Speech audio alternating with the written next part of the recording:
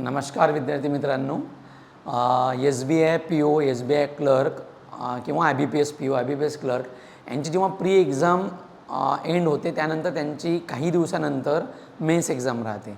मग आता बऱ्याच जणांना प्रश्न काय पडतो की जे काही टॉपिक आहेत म्हणजे जो काही सिलेबस आहे तोच सिलेबस असतो, म्हणजे तोच टॉपिक रिपीटेड होतो. म्हणजे कोडिंग डिकोडिंग आहे तर कोडिंग डिकोडिंगच, पझल आहे तर पझलच, सिटिंग अरेंजमेंट, डिरेक्शन, डिस्टन्स, जे काही.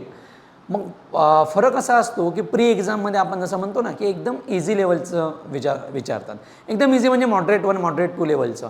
पण जेव्हा मेन्स लेवलचा पेपर येतो तर टॉपिक तोच असतो, पण विचारायची जी पद्धत आहे ती खूप वेगळ्या प्रकारे असते, बरोबर. म्हणजे आपण एक काय म्हणतो की समजा एक घर आहे आपलं, तर प्रत्येकजण काय करेल आपल्या चॉईसनुसार त्या घराला कलर देईल. डन.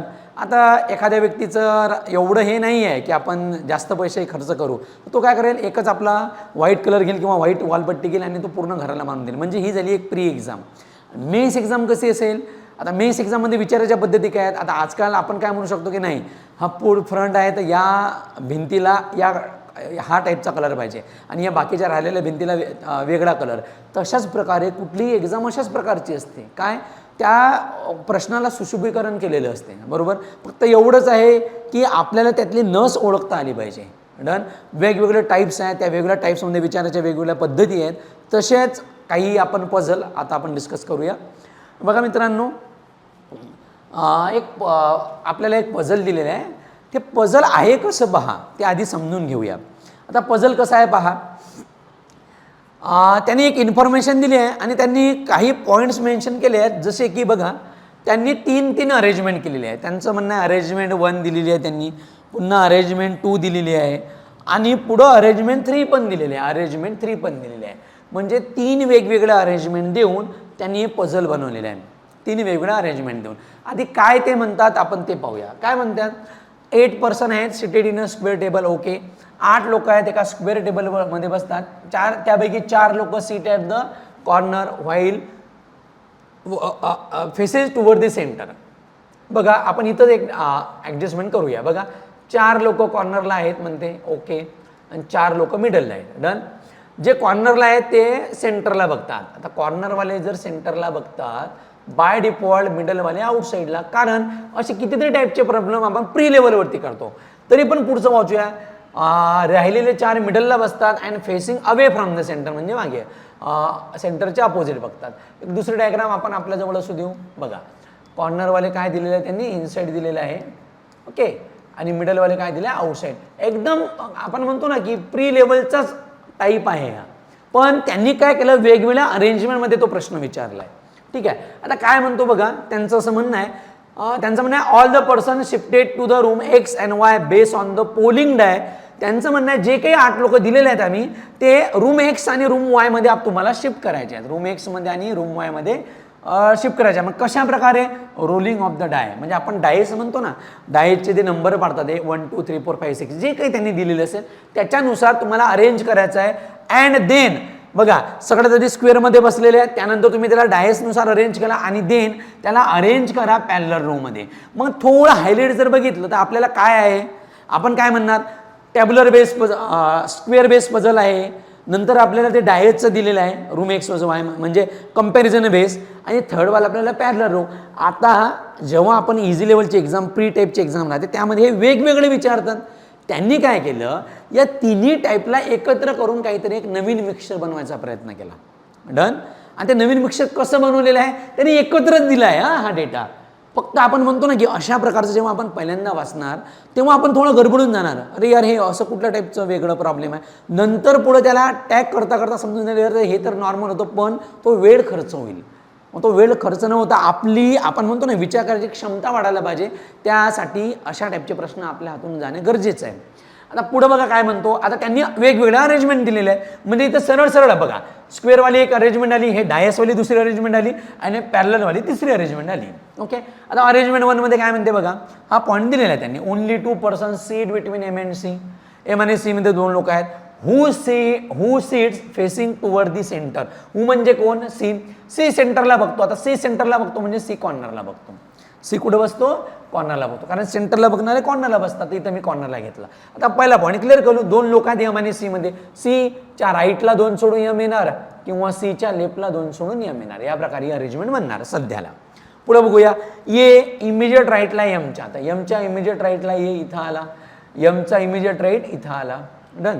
पुढे जाऊया, ओ थर्ड लेफ्टला एच्या, एच्या थर्ड लेफ्टला ओ, तर एचा third left, first second third इथं ओ येणार, एचा third left, first second third इथं ओ येणार. डन. ठीक आहे. पुढे जाऊया बघा, U sits second to the right of O, ओच्या सेकंड राईटला यू, ओचा सेकंड राईट यू इथं येणार, ओचा सेकंड राईट यू इथं येणार.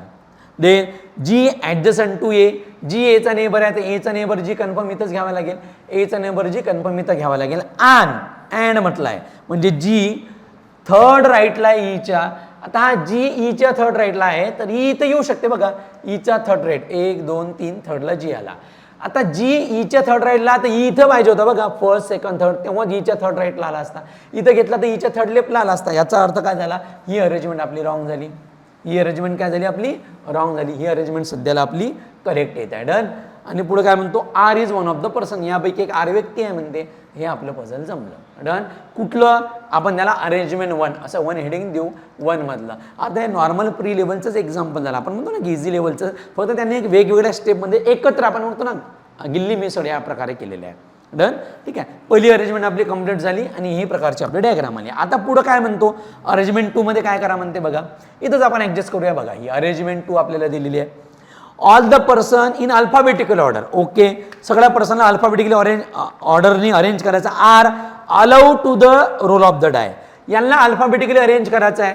आता अल्फाबेटिकली काय अरेंज होतील, आपण आधी लागलं ते अल्फाबेटिकली एका साईडला लिहून पण घेऊ. अल्फाबेटिकली काय येतील बघा, ए दिलेलं आहे आपल्याला, बरोबर, ए नंतर बी नाही आहे, काय दिलेलं आहे, सी दिलं आहे, डी नाही आहे, ई दिलेलं आहे, नंतर डायरेक्टली जी दिलं आहे बघा, ए सी ई आणि जी, नंतर काय दिलं आहे, एम येणार अल्फाबेटिकलमध्ये, ओ येणार, आर येणार आणि यू येणार, या प्रकारे आपलं येणार. डन. पुढे काय म्हणतो बघा, the person getting even number are shifted to room X. दुसरं अरेंजमेंट काय म्हणते, आपल्याला त्यांनी आधी सांगितलं आपल्याला रूम एक्स मध्ये शिफ्ट करायचे आहे आणि रूम वाय मध्ये शिफ्ट करायचे आहे. तर त्यांचं म्हणणं आहे, ज्या व्यक्तींना कुठला नंबर भेटतो इवन, म्हणजे इवन व्यक्ती जे आहेत त्यांना एक्स रूम द्यायची. आणि पुढे काय म्हणतो, where person getting odd number shifted to room Y, ज्यांना ऑड नंबर भेटेल तो वाय मध्ये शिफ्ट करायचा, रूम वाय मध्ये. पुढं does 4 person there in each room, हा म्हणजे 8 लोक आहेत तर प्रत्येक रूममध्ये 4 लोक घ्यायचे आहेत. Okay, the following is the number shown in the die in same order for each person in alphabetical order, म्हणजे खालीलपैकी नंबर दिलेले आहेत ते number as it is order म्हणून लिहा अल्फाबेटिकल सिरीजमध्ये त्या लेटरला. मग हे नंबर ॲज इट इज लिहायचे आपल्याला. तर इथं काय येणार 4, इथं काय दिलं आहे त्यांनी 3, देन 5, 4 3 5, पुन्हा 6, देन 2 1 5 4, 2 1 5 4. डन. म्हणजे जो काही डायसमधले जे काही नंबर पडले, आता ते नंबर दिले आहेत त्यांनी, तर आता येला अल्फाबेटिकल ऑर्डरनुसार आपल्याला, म्हणजे नंबरला ॲज इट इज रँकनुसार आणि अल्फाबेटिकल ऑर्डरनुसार, म्हणजे एला 4 लेटर भेटला या प्रकारे, सीला 3, ईला 5, लाईक दॅट. डन. ही झाली अरेंजमेंट नंबर 2. म्हणजे आता रूम एक्स मध्ये इवन वाले आपल्याला रूम एक्स मध्ये भरायचे आहे. इवन मध्ये कोण आहे बघा, अल्फाबेटिकल ऑर्डरनच भरायचं असं बोललंय. तर बघा ए येणार एक्स रूम मध्ये ए, नंतर जी येणार अल्फाबेटिक ऑर्डरनुसार बघा, जी येणार. डन. कारण इवनच बघायचे आहेत आपल्याला, 4 से नंतर 2 दिलाय तर 2 इथं एम येणार.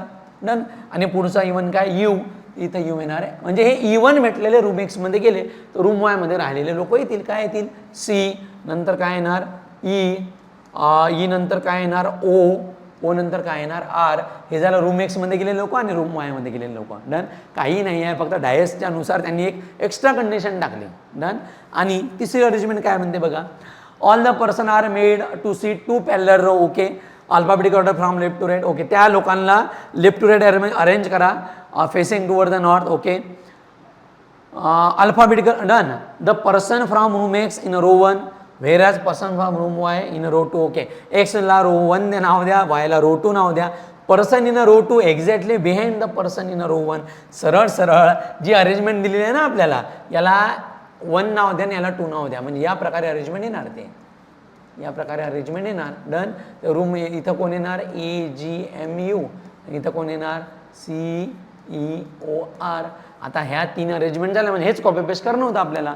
डन. आणि याच्यावरती तुम्हाला प्रश्न विचारतील, सांगा इन अरेंजमेंट 2 कोण कोणाच्या राईटला लेफ्टला आहे, किंवा इथं जे काही प्रश्न विचारतात इन जनरल आपले असतात तसे प्रश्न त्यावरती विचारतील. डन. आता बघा बरं, जर या प्रॉब्लेमला आपण व्यवस्थित प्रकारे जर वाचलं तर कितीतरी मोठा प्रॉब्लेम झाला असता. डन.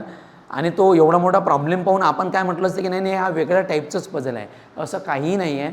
जसं मी तुम्हाला बोललो की हे पूर्ण एकत्र करून एक बनवलेला नवीन टाईपचा चिवडा आहे. डन. ठीक आहे, पुढं बघूया आपण. हे अशा प्रकारचे प्रॉब्लेम SBI IBPS POला, हा प्रॉब्लेम SBI PO मेन्स 2020ला पहिल्या शिफ्टमध्ये विचारलेला प्रश्न आहे. ठीक आहे, चला आपण पुढच्या पझलवरती स्विच करूया. बघा काय दिलेलं आहे पहा.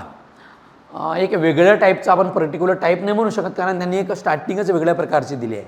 बरोबर. काय म्हणतात ते बघा, फर्स्ट 10 मल्टिपल. ओके, पहिले 10 मल्टिपल घ्यायचे आहेत आपल्याला ऑफ 7. First 10 multiple of 7. आता आपण पहिले 10 मल्टिपल 7 तर आपण काय म्हणणार 7, 14, 21 लाईक दॅट. बरोबर. बट तो काय म्हणतो पहिले 10 7चे मल्टिपल पण ग्रेटर दॅन 49. 49 पेक्षा मोठे पाहिजे, म्हणजे 49 पर्यंत कुठलाच नंबर येणार नाही. जसं की 49 नंतर 7चा मल्टिपल काय असेल 56. बट हे पण दिलं आहे नॉट डिव्हिजिबल बाय 8, म्हणजे असे नंबर जे 7च्या पाड्यात येतील जे 49 पेक्षा मोठे आणि 8च्या पाड्यात यायला नाही पाहिजे. डन. म्हणजे थोडंसं आपण म्हणतो ना की सिम्पलवालं किंचित थोडं मॅथमॅटिक्स टाईप यूज झालं आहे. ठीक आहे, आपण याला इथं अरेंजमेंट करूया. बघा एक इथंच एका साईडला आपण अरेंज करू याला. पहिला आधी नंबर घेऊया आपण. डन.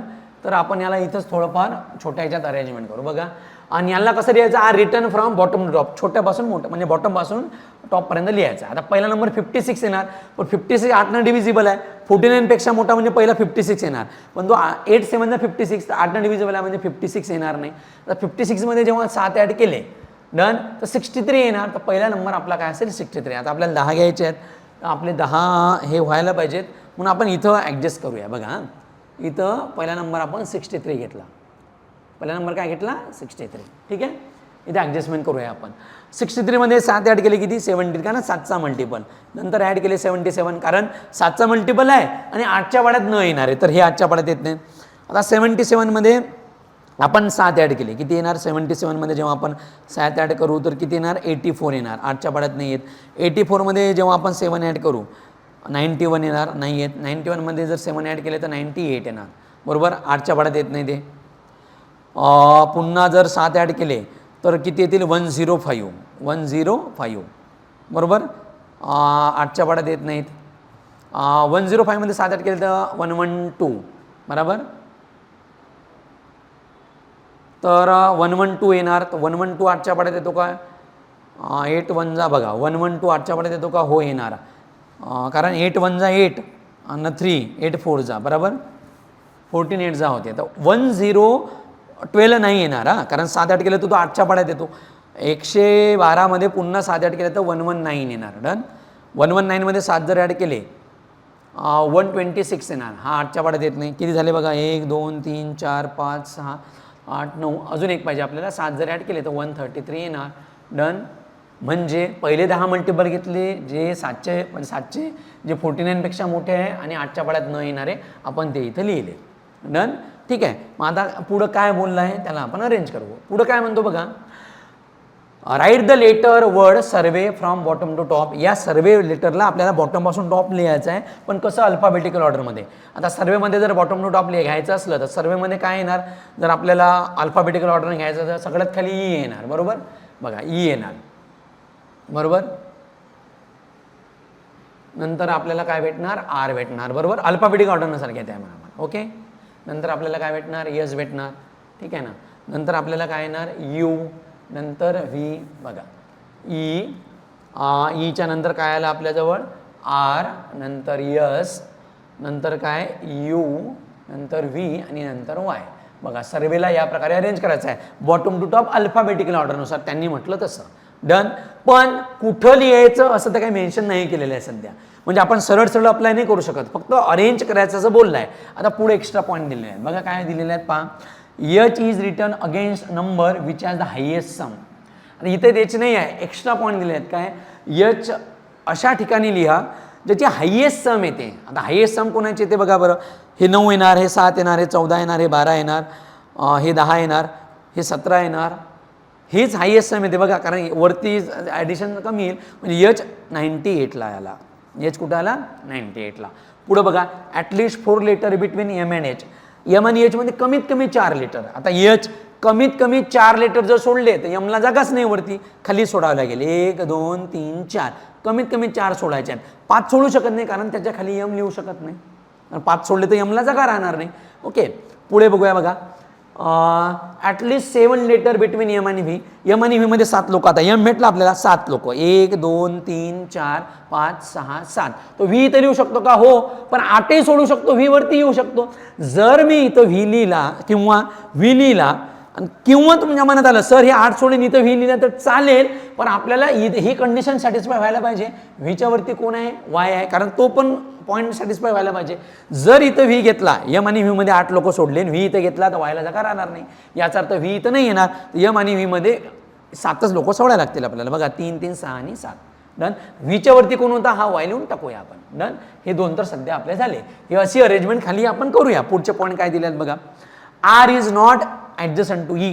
आर आणि म्हणजे हे आर आणि ई आरच्या खाली येईल, पण ॲडजस्टंट नाही. म्हणजे या दोघांमध्ये काही ना काही असेल. कमीत कमी 1 2, कमीत कमी 1 तरी असेल, बाकीचे जास्ती असू शकतात. पुढं I return against multiple of 11. 11च्या पाड्यात आय लिहायचं आहे. 11च्या पाड्यात 77 येतात. 77च 11च्या पाड्यात येतात, तर आय इथं लिहिला आपण. डन. पुढं बघा, U is return against the number which has it sum of digit is even. U अशा ठिकाणी लिहायचा ज्याची ॲडिशन इवन येईल. आता 8 आणि 4 12 इवन ॲडिशन येते. 9 आणि 1 10 इवन ॲडिशन येते. 5 आणि 1 6 इवन ॲडिशन. 3 ठिकाणी यू येऊ शकते. बट प्रॉब्लेम काय माहिती आहे का? हा यूच्या खाली एस आर ई पाहिजेत आणि आर आणि ई नेबर नाही आहे. म्हणजे कमीत कमी एक व्यक्ती तर असेल, जास्त येऊ शकतात. म्हणजे यूच्या खाली कमीत कमी 4 लोकांना तरी जागा पाहिजे. आता मला सांगा, यू जर या दोघांची ॲडिशन इवन येते, यू इथे घेतला तर खाली त्या 4 लोकांना जागाच नाही. इथेही ॲडिशन इवन येते, यू घेतला तर 2च लोकांना जागा येते. आपल्याला 4 कमीत कमी 4 लोकांना पाहिजे. मग ॲडिशन यू इवन याचीच येते बघा, 5 आणि 1 6. याची तर ऑड येते. मग यूच्या खाली कोणाकोणाला जागा पाहिजे? एस आर ईला. यूच्या खाली इथं यस, इथं आर, इथं कन्फर्म ई. आणि बघा आर आणि ई नेबर नाही बघा, कोणा तो ऑलरेडी आलेला आहे. डन. आणि आय इज रिटर्न बिलो ए. एच्या खाली आय आहेत. आय आहे ऑलरेडी ए, उरलेला ए इथं असेल, एच्या खाली आय येईल. डन. ओके. आणि या प्रकारे तुमची अरेंजमेंट असेल. आता बघा, तसं बघितलं तर हे आपण म्हणतो ना की एकदम नॉर्मल लेवलचा प्रश्न झाला. डन.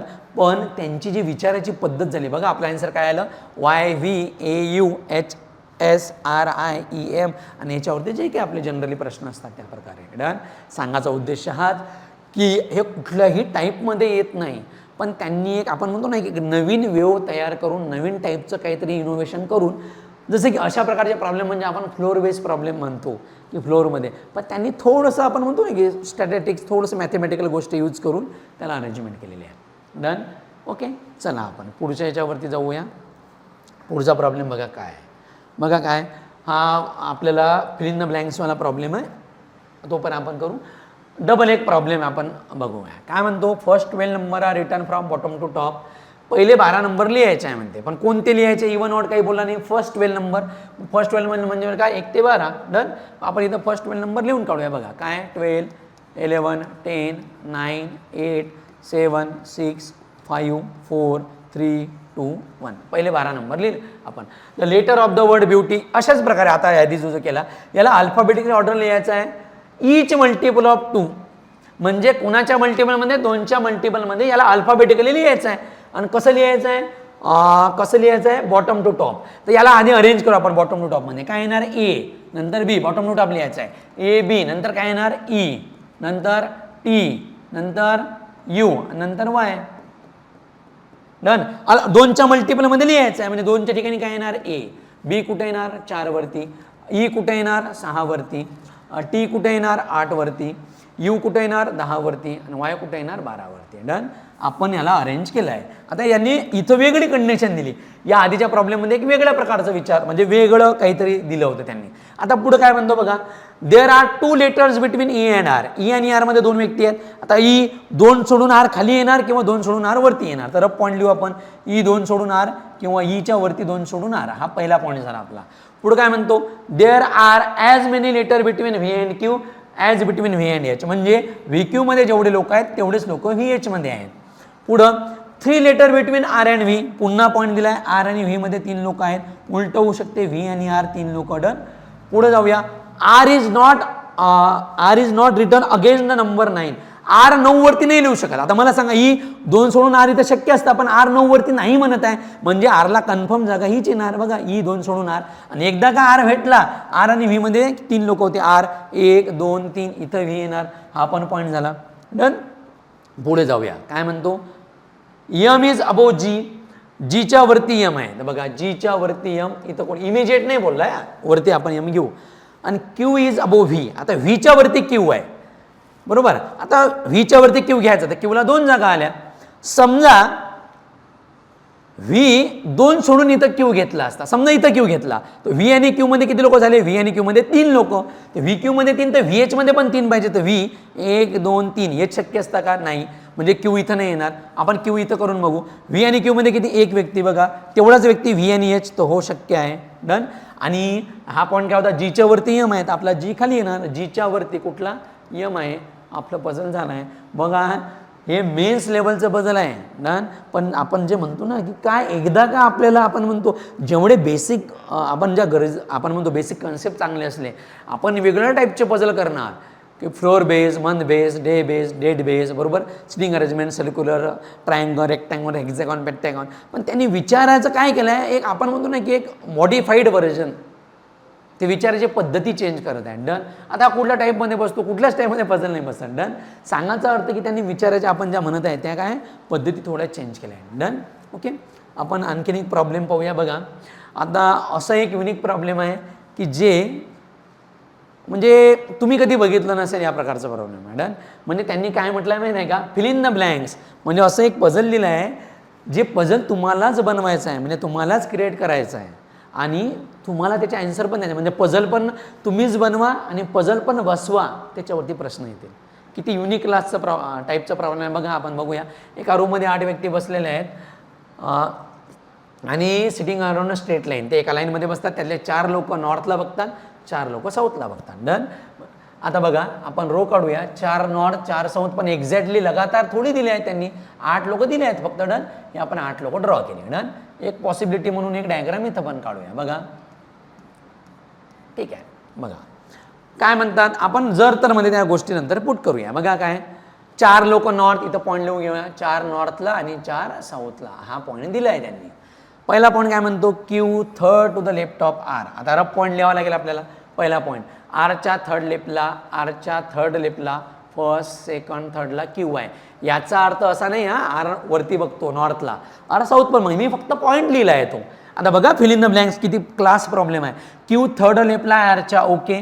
हू फेस, रिकामी जागा, हू फेसचा अर्थ काय येईल, हू फेस, हू म्हणजे कोण, आर, आर फेस, इथं नॉर्थ येईल किंवा साऊथ येईल, काय येईल, नॉर्थ किंवा साऊथ. आपल्याला एक्झॅक्ट माहिती आहे का, नाही माहीत. आपण लागलं तर रिकाम्या जागासाठी 1 2 3 नंबर लिहू, कारण त्यांनी 5 रिकाम्या जागा आहेत. आपल्याला पझल पण बसवायचं आहे. आता इथं नॉर्थ किंवा साऊथ आपण पुढे बघूया काय आहे, त्या सध्या नाही माहिती. पुढं, Q immediate right of W, who does not face south, who म्हणजे कोण, डब्ल्यू. आता डब्ल्यू साऊथला बघत नाही, म्हणजे डब्ल्यू कुठं बघतो, नॉर्थला. डब्ल्यू नॉर्थला बघते आणि डब्ल्यूच्या इमिजिएट राईटला क्यू आहे, तर असंच येईल. बघा, डब्ल्यूच्या इमिजिएट, सॉरी क्यू बोलला आहे. डन. डब्ल्यूच्या इमिजिएट राईटला कोण आहे, क्यू आहे. बघा, पहिला पॉईंट आपण पुन्हा रिपीट करू. बघा काय होता पहिला पॉईंट आपल्याला दिलेला, आरच्या थर्ड लेफ्टला क्यू, तर आरचा थर्ड लेफ्ट, फर्स्ट, सेकंड, थर्डला क्यू. आणि आता काय आहे, डब्ल्यूच्या इमिजिएट राईटला कोण आहे, क्यू आहे, तर डब्ल्यूच्या इमिजिएट राईटला क्यू. आणि हे मी थोडं डार्क याला यासाठी करतो, कारण हे आपल्याला डिरेक्शन दिलेली आहे ना. या आरची तर आपण फक्त एक पॉईंट म्हणून लिहिला, तो आर खाली पण बघू शकतो. पुढे जाऊया, कारण डब्ल्यू नॉर्थला साऊथला बघत नव्हता, तर तो नॉर्थला बघता दिलेला आहे. पुढे बघा, only S is adjacent to R, खूप मस्त पॉईंट दिला आहे. फक्त यस हा नेबर आहे कोणाचा, आरचा. फक्त यस नेबर आहे कोणाचा, आरचा. मला सांगा, फक्त जर यस नेबर आहे आरचा, याचा अर्थ आर कॉर्नरला आहे. आर कुठे आहे, कॉर्नरला आहे. डन. फक्त नेबर आहे. डन. मला सांगा, यसचा फक्त नेबर आर आहे, only S is adjacent to R. जर म्हणजे आर इथं घेतला तर फक्त यस नेबर आहे आरचा. बघा, ओनली यस. आणि इथं आर घेतला तर फक्त यस नेबर आहे आरचा. डन. ठीक आहे, पुढे जाऊया. आता आपण पॉईंट पुट करू शकतो. समजा आरच्या थर्ड लेपला क्यू आहे, तर आरनं इथं वरती पाहायला पाहिजे. बघा थर्ड लेपला 1 2 3 क्यू येणार आणि इथं आरनं खाली पाहायला पाहिजे.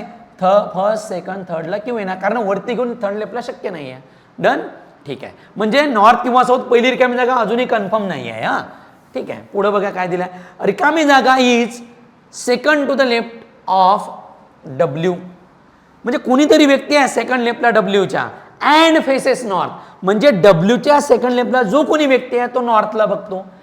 मग मला सांग, आधी हा पॉईंट आपण क्लिअर करू. डब्ल्यूच्या इमिजिएट राईटला क्यू आहे आणि डब्ल्यूची डिरेक्शन दिली होती.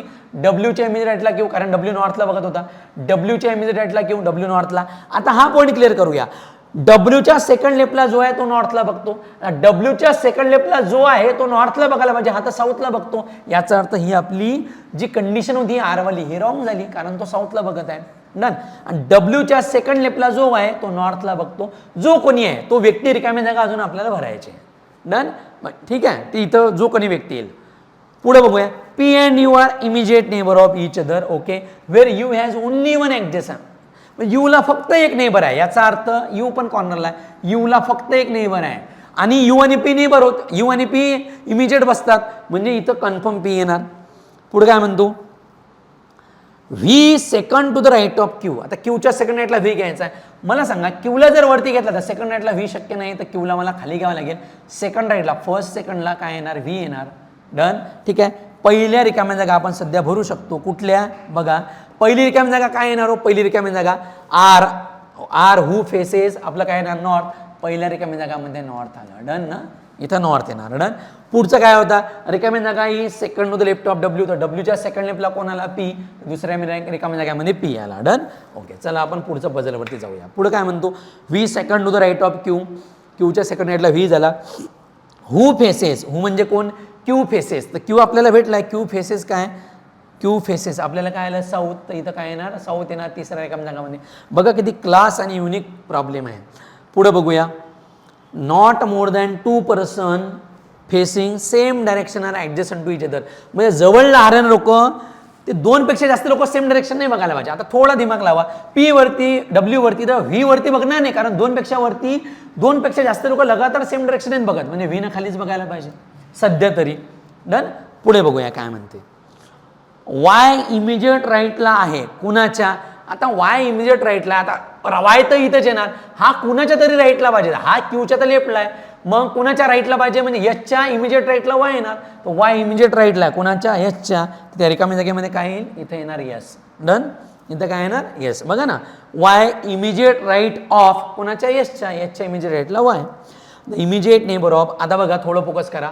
पी नॉर्थ 1, हा 2, हा 3. आता पुन्हा एक पॉईंट बघा, हे 2 लगातार खाली बघत आहेत. हा खाली बघणारच नाही, कारण 3 लगातार सेम डायरेक्शन बघू शकत नाही. म्हणजे हा वरती, म्हणजे नॉर्थला बघणार आहे 1, हा 2, हा 3 आणि 4 लोक नॉर्थला. 4 नॉर्थला तर 4 साऊथला पाहिजेत. सध्या 3च झाले साऊथला. तर बाय डिफॉल्ट येऊन पण काय आहे, खाली बघायला पाहिजे. डन. 4 लोक नॉर्थ, 4 लोक साऊथ. शेवटची रिकामी जागा काय होती ते पाहूया. तर इमिजिएट नेबर ऑफ पी. पीचे इमिजिएट नेबर कोण आहे, यू आणि व्ही समजा. फेसेस रिकामी जागा डायरेक्शन. तर पीचे इमिजिएट नेबर कुठं बघतात, साऊथला. तर 5वी रिकामी जागा काय येईल, साऊथ. किंवा असं म्हणू शकतो आपण, immediate neighbour of P faces same direction. Done. Depends on option, जे काही आपल्याला ऑप्शनमध्ये दिलेलं असेल. ठीक आहे. बघा अशा टाईपचा प्रॉब्लेम मला नाही वाटत तुम्ही कुठल्या बुकमध्ये किंवा कोणत्या प्लॅटफॉर्मवर बघितला असेल. डन. सांगायचं तात्पर्य आहे की असे युनिक टाईपचे जर प्रॉब्लेम आपण केले तर कुठलीही, आपण म्हणतो ना, कुठली मेन्स एक्झाम असू द्या, कुठल्याही टाईपचं पझल असू द्या, ते आपण व्यवस्थित आणि इझी प्रकारे टॅकल करू शकतो. डन. पझल म्हटलं म्हणजे काय, एक गेम आहे. त्या गेमला तुम्ही जर व्यवस्थित समजून घेतलं तर तो एकदम कमी वेळात असू शकतो. पण त्या गेमच्या जर तुम्हाला काही टेक्निक ध्यानात नाही आलं तर ते तुम्हाला शेवटपर्यंत तो गेम समजणार पण नाही. ठीक आहे. बघा या व्हिडिओच्या माध्यमातून मी तुम्हाला मेन्स लेवलचे विचारलेले प्रश्न सांगितले, जे एक वेगळ्या आणि युनिक टाईपचे होते. बघा circle, triangle, square, row, day, month, year हे तर कुणीही डिस्कस करता आणि कुणीही आपण मिसलिनियस क्वेश्चन म्हणजे मिसलिनियस टाईपचे पझल आणि वेगळ्या प्रकारे कशा प्रकारे विचारू शकतात ते आपण या व्हिडिओच्या माध्यमातून बघितलं आहे. ठीक आहे. अशाच प्रकारचे आपण जेव्हा प्रॉब्लेम आपल्या हाताखालून जातील तेव्हा कुठलीही एक्झाम आपल्याला काय म्हणतो सिलेक्शन घेण्यापासून थांबवू शकत नाही. ठीक आहे. अशाच वेगवेगळ्या गोष्टी आणि वेगवेगळ्या अशा प्रकारचे प्रॉब्लेम नेहमी जाणून घेण्यासाठी आम्हाला नक्की फॉलो करा. धन्यवाद. जय हिंद, जय महाराष्ट्र.